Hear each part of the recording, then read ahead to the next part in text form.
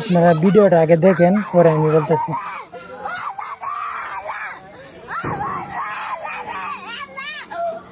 ওই যে স্বামী স্ত্রী দুজন, এই দুজনের জন্য ছেলেটার জীবনটা একবারে এলোমেলো হয়ে গেল।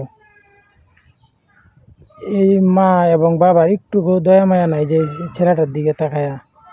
মাটা দেখেন কিরকম, না বলতে নেই, জোর করে বাবা নিয়ে যাইতেছে।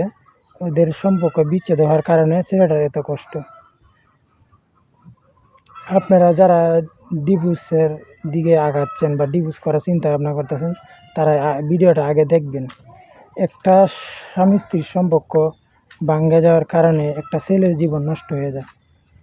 কোনো মা বাবা চায় না যে একটা ছেলের জীবন নষ্ট হোক, কিন্তু পরিস্থিতির শিকার হয়ে এরকম হয়। তাও আমি বলবো আপনারা সবাই এটা ভেবে চিন্তে কাজটা করতে পারেন। সবাই সাবধানে থাকবেন, স্বামী স্ত্রী মিলে থাকবেন, না হয় ওদের মতো আপনার সন্তানের অবস্থাও হতে পারে। তাই সবাই কেয়ারফুল থাকবেন। আসলে এই বিষয়টা দেখে খুবই কষ্ট লাগলো।